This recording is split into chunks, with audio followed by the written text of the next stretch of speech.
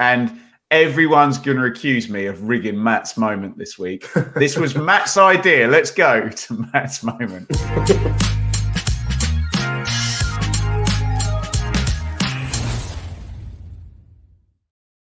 So for accusations of bias, I will say nothing more and say, Matt, the floor is yours. Let's do Matt's moment. Yes, and I will confirm that Ben has not bullied me into saying Ipswich Town is Matt's moment. And it's interesting, isn't it? Who would have thought after 6 games without a win, we'd be still being positive about Ipswich? But context is key. They've got 4 points. They're quite, well, I say quite comfortably above the bottom 3, but for now their head is above water. And yeah, you think to yourself, given the fixtures as well that they've had to deal with, this is looking like a promising start. Yes, the main idea, you know, the one without a win in 6 doesn't look great in a sense, but they've chucked on 4 points. I'm sure a win will come given the performances, and that's what's giving a lot of people encouragement with Ipswich Town. As I say, taking draws off Villa and Brighton as well. I mean, it's funny, I think we spoke yesterday that if Ipswich had 4 points after 6 games, we would have thought they might have beaten Southampton and drew with Fulham, lost to Villa and Brighton, but they've taken some good draws off decent teams, and the only teams they've lost to, Liverpool and Man City, which is incredible. I think it could be a positive as well that they've gone out of the Carabao Cup as well. Everything is on the league this season. And as we were saying about Russell Martin earlier and his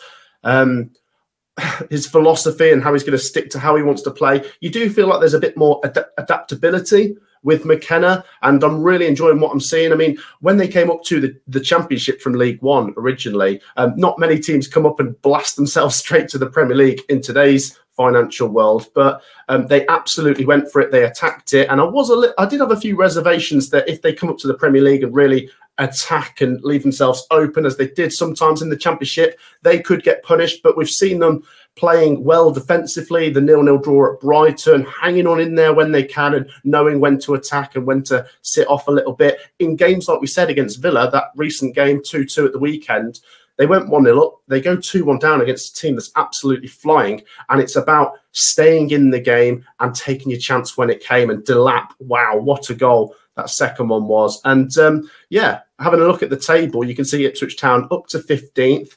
There's only 1 point between them and 18th, but we've said if you can keep a few other teams as well as the newly promoted teams in that bottom 6, you're giving yourself a chance. And like I say, right now, there's good cause to be optimistic for Ipswich. And there's a big game coming at the weekend against a team right next to them in the table.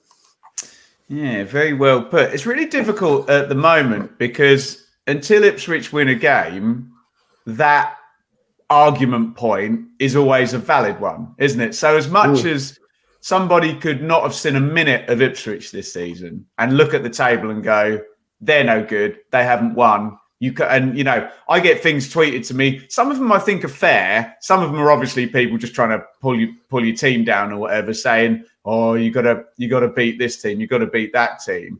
Yeah, I think the only game where you would say, "Oh, that probably needs to be a win if you're going to stay in the league," is Southampton, because they came up, you know, the only team literally ranked below Ipswich from last season. But again, that was away from home and it was still drawn. So it's just been really, really difficult to get your head around the context. What I will say, Matt, is if I read you the next few fixtures, I think you'll kind of like where it's going. And I will accept the arguments from everybody of you need to win some games if they don't win any of these, because it now goes West Ham, Everton, Brentford, Leicester. So those next 4 games is, can you get a win, a draw, maybe another draw and get 5 points from the 4? But there is no Villa, Brighton, Liverpool, Man City in there. So I'm still finding it hard to get my head around. And fortunately, you're very kind of open and balanced to the idea that a team could be playing well and there could be cause for optimism without having won a game. Yes, that's very true. I'll just say before the season started, in my table predictions, I did have Ipswich in 17th. I think they were the only team I thought out of the three newly promoted that might get over the line.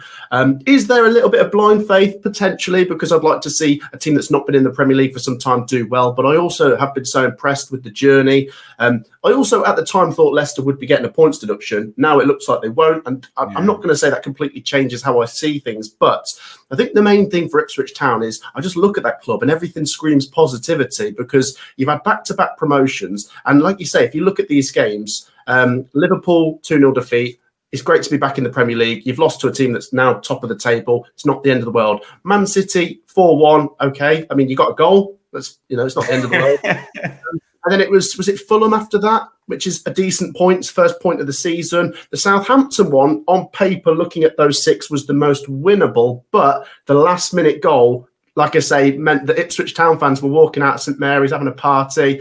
And then there was the 0-0 draw with Brighton. Any result there is amazing. And a draw with Villa as well. Everything is screaming positivity. And as you said, West Ham next. It couldn't be further from the other end of the spectrum in terms of there could be a bit of quite a lot of negativity there for West Ham, because they've started slow. You look at the table here, if Ipswich beat them, they overtake them, and West Ham are currently under a point per game. So I suppose if Ipswich walk out of West Ham with another draw, it keeps them chugging along.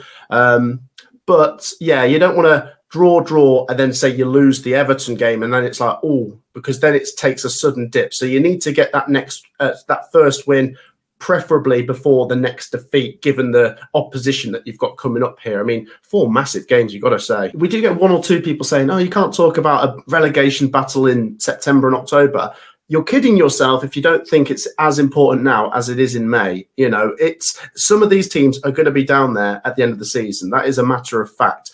Yes, 1 or 2 might pull out, and 1 or 2 teams that are mid-table currently might fall in. But it is just as important now as in May. Yeah, and there's also the spectre of the international break that then comes after the next game. It would be massively helpful for any of those teams. We'll talk about it more in detail in a little bit. Wolves, Saints, Palace, Leicester, Ipswich, all of them would desperately love to get that first win. But get your thoughts in the comments. We'll clip that one out for Match Channel, a little bit of Ipswich chat there. And tell us where the line is between optimism and evidence in the form of a 1 going into the win column at some point there.